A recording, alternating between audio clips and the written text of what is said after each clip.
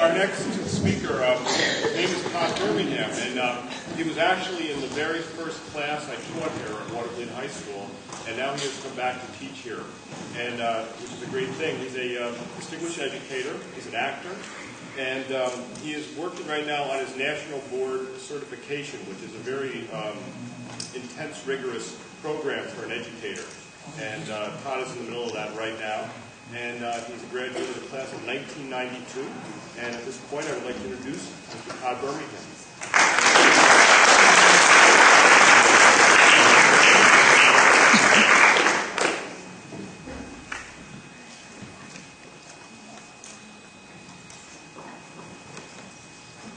I'd like to begin by thanking Mr. Burke, advisor to the National Honor Society, for offering me the opportunity to speak to you today. I'm very grateful to be part of this special event. To the National Honor Society inductees, a diverse and accomplished group of sophomores, juniors, and seniors, I congratulate you on this honor and wish you continued success personally, academically, and someday professionally. The National Honor Society Committee, along with the guidance staff and teachers, recognizes your hard work and talent. In the next few minutes, I hope to impart some wisdom to consider in your already sharp minds. We'll discuss the value of lifelong learning, sacrificing your time to enhance your chances of landing a job, and how to match your career decision with the marketplace. This is my 10th year teaching here at Watervliet, and next year marks the 20th anniversary of my graduation from Watervliet. I was a National Honor Society inductee, so I understand firsthand how meaningful this night is to each of you. All of you have arrived in your seat today in several ways. In some capacity, all of you have demonstrated scholarship, character, leadership, and service. These four attributes have played a role in your lives. Some of you have expressed scholarship in your lives by achieving the highest GPAs, while others have shared their knowledge to help someone else around them achieve success. Some of you have shown character by offering support to classmates being bullied, others by assisting your less fortunate peers, while still others have simply represented the school and yourself in the most positive way. Some of you have exhibited leadership by heading up a club, while others have been a leader by example to others. Some of you have shown service by volunteering your time at a church or a library, while others have used their talents to improve the immediate school community. These personal attributes will help you succeed no matter what you do. Although the specifics of how and why you were selected for this honor may vary, you all have one thing in common, which is your demonstrated commitment to learning. This is particularly valuable in a society that values the lifelong learner. Whether you plan to go to college, go to a trade school, do an apprenticeship, or learn a vocational skill, you will enter a job market where employers require lifelong learning. Professional development is the code word that many professionals and lifelong learners practice. It is the phrase that brings you to conferences where the experts speak and give you access to more ideas and strategies to perform your job. The point here is that you never stop learning and never stop using that knowledge to help society. The National Honor Society has labeled you high performers. You know that to be successful, you must take education seriously. The more you learn, the more value you add to your future employment. The more value you add to your employer, the more productive you become to society. As a consequence of your high level of performance, you will be rewarded with more opportunities. Professional development is all around you and comes in many forms. There are various educational, extracurricular, and athletic opportunities here at Watervliet where you can expand your career horizon. When I speak of lifelong learning, it is something I practice, that I see around me, and that I know will play a vital role in your success as you choose your career someday. As an educator, I've been taught in professional development conferences to make teaching relevant to the students' lives so they can be engaged in the topic of instruction. With that in mind, I will share a story. Recently, my wife and I and 2 children took a weekend trip to Massachusetts. As we strolled through historic Quincy Market in downtown Boston, we passed through the pavilion of vendor stalls. Food aside, the vendors sold trinkets, gifts, and other curiosities. My family and I came upon one vendor, and my daughters were instantly attracted to the colorful designs he created. The man painted pictures of various animals in colorful designs in the form of giant letters, which collectively made up the first name of the curious youth. A bamboo stick properly illustrated formed the letter K, and a whole bunch of ducks formed the letter A, and so on until the child's first name was drawn. The man drew quite a crowd around him, and I readily paid the $35, including tip, for the 20 minutes it took him to do the drawings. A crowd that gathered around him was making the oohs and ahs sounds as he created his magical lettering. I wondered how he developed this talent.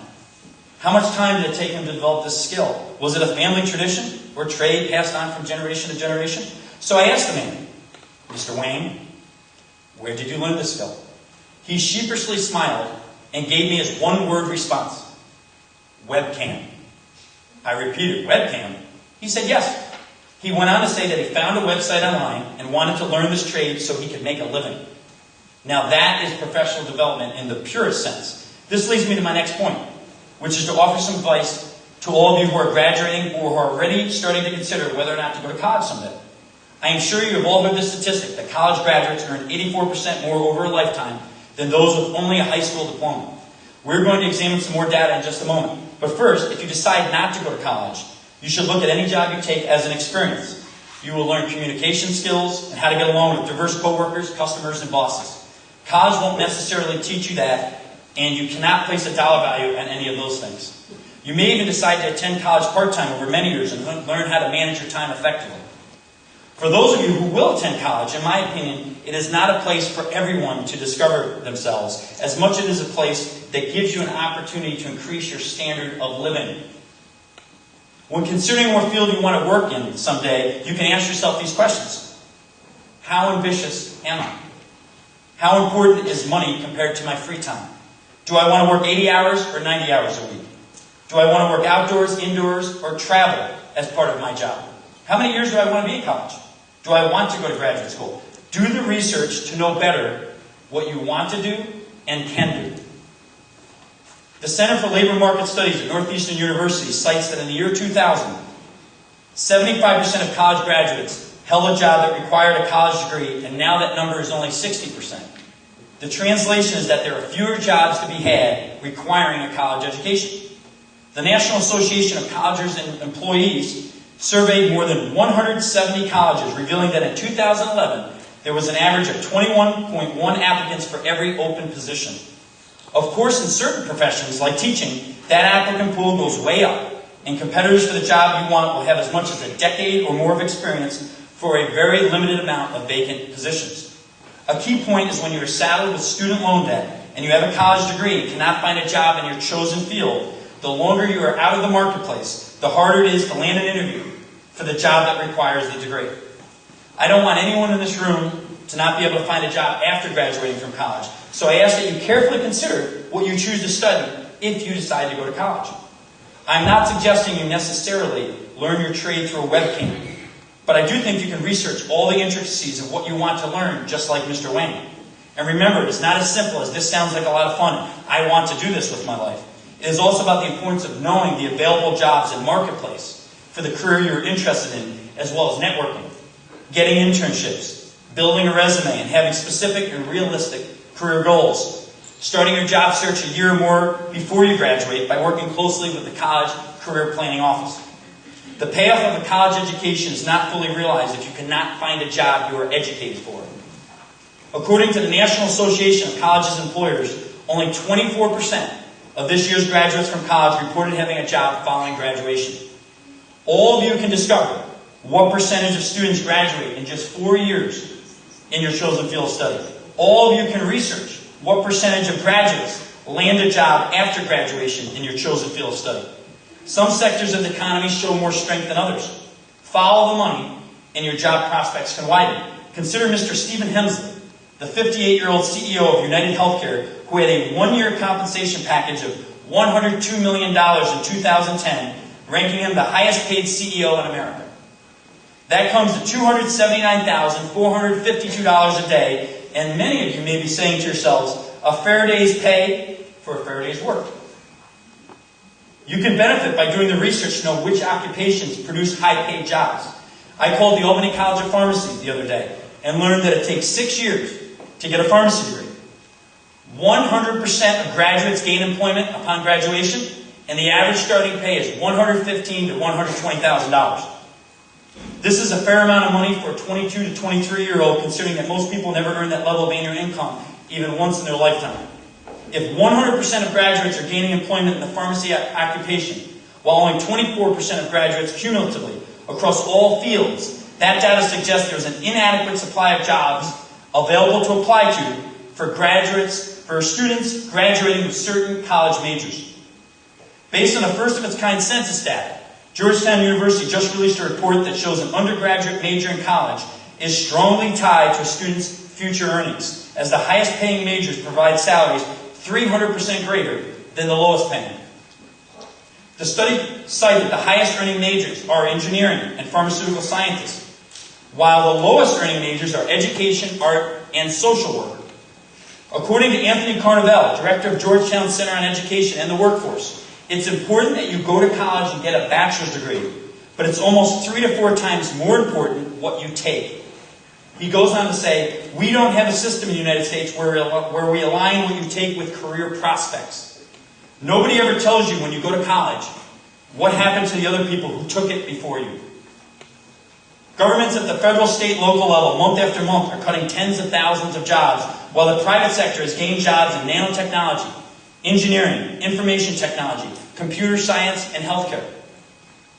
All this information is available for you by expenditure of time to acquire data.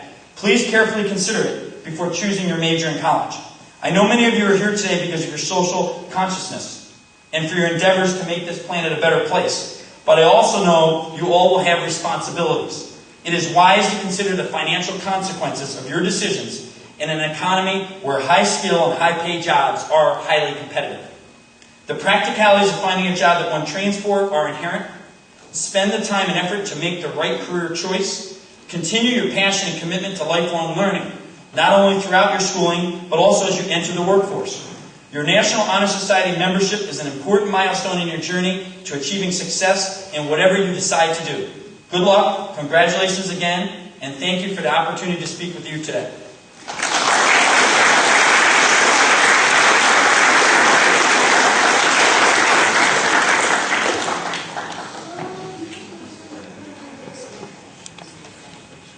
Thank you, Mr. Birmingham.